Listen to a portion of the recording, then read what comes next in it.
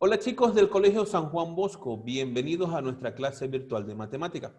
El día de hoy estaremos trabajando con el tema de ángulos.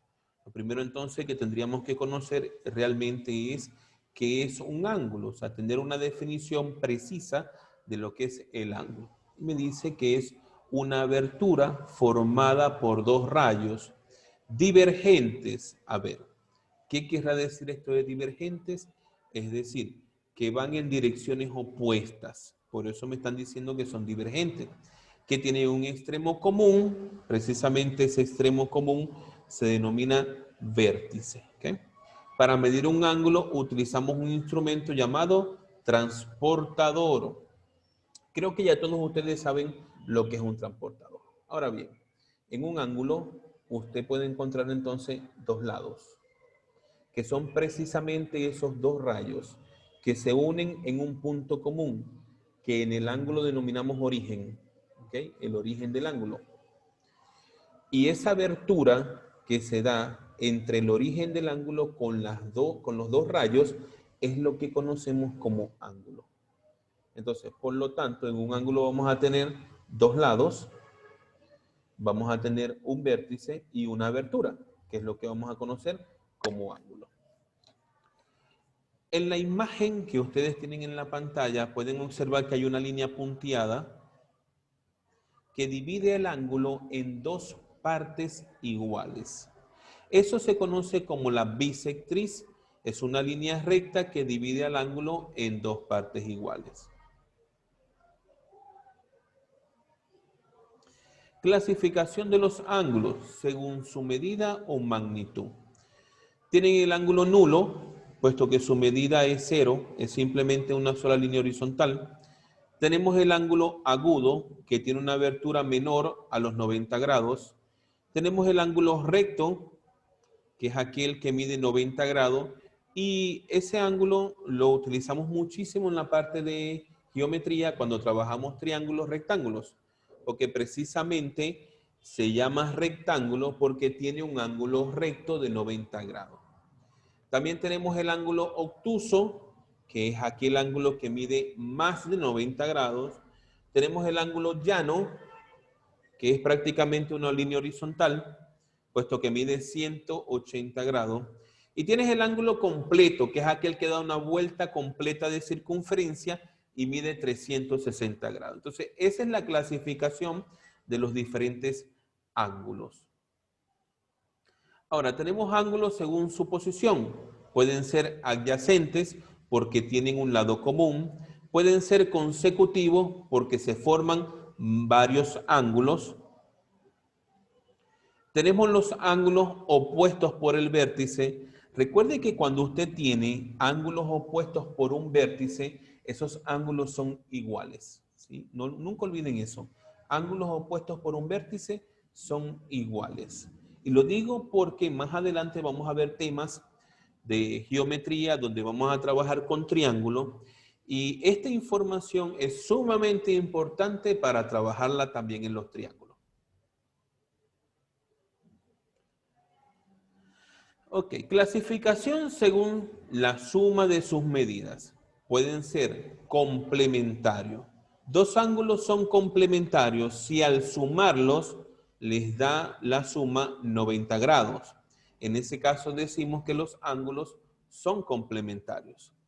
Y tenemos los ángulos suplementarios, que son aquellos que al sumarlos usted obtiene 180 grados en la suma de esos dos ángulos. Entonces, tenemos ángulos complementarios, suma de los dos ángulos 90. Ángulos suplementarios, suma de esos dos ángulos 180. Perfecto, miren, aquí tenemos lo que son los ángulos entre dos rectas paralelas cortada por una recta secante.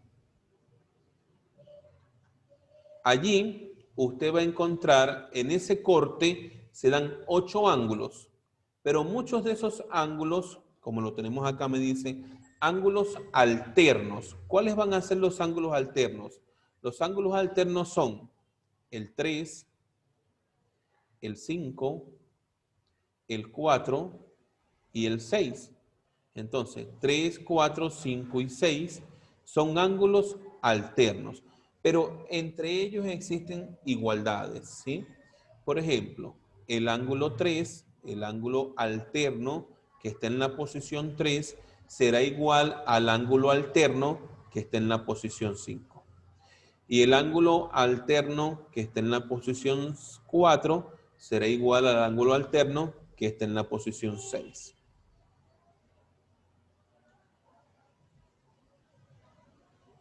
Ahora tenemos los ángulos externos. Los externos son el 1, el 2, el 7 y el 8. Y en ellos también se cumplen unas igualdades. Y aquí las tenemos. Me dice, el ángulo que está en la posición 1 tiene que ser igual al ángulo que está en la posición 7. Y el que está en la posición 2 será igual al que está en la posición 8. Entonces recuerden que entre dos rectas paralelas cortadas por una recta secante, usted tiene los ángulos alternos internos, que son los que quedan entre las dos paralelas, en la parte interna de las dos paralelas, y tiene los alternos externos que están por la parte de afuera.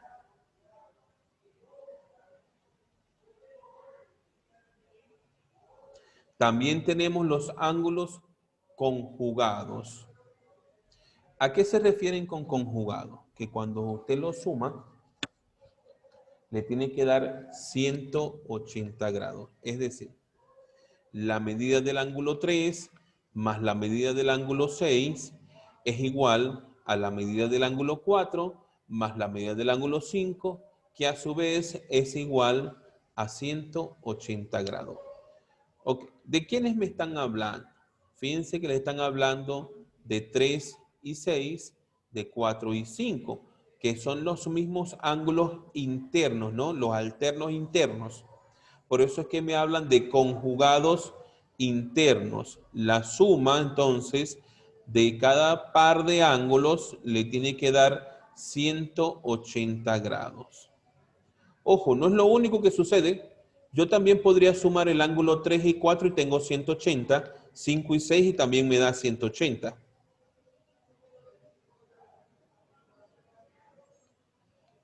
Ángulos conjugados ahora van con los externos.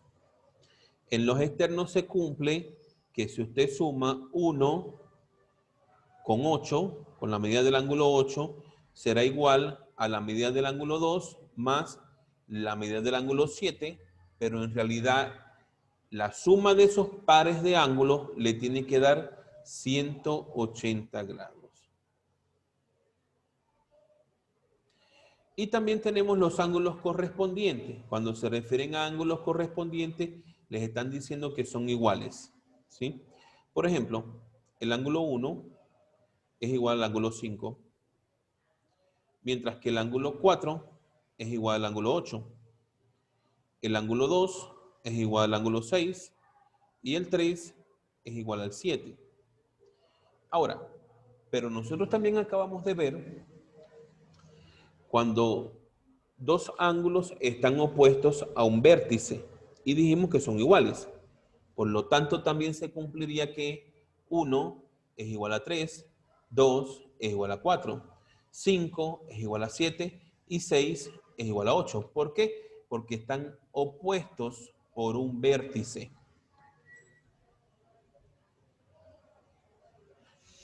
Propiedades de los ángulos. Ángulos que se forman por una línea diagonal entre dos rectas paralelas, o lo que se conoce como la propiedad del serrucho. ¿Y qué va a suceder acá? Que la suma del ángulo alfa más beta más tita será igual a la suma del ángulo X y Y. Propiedad del serrucho. Bien, visto la parte de la teoría, recordando un poco porque no es un tema nuevo para ustedes, es algo que vienen manejando desde primaria, vamos a pasar entonces al libro de actividades, a la página 19, por favor. Página 19 del libro de actividades para que podamos resolver los ejercicios que tenemos allí.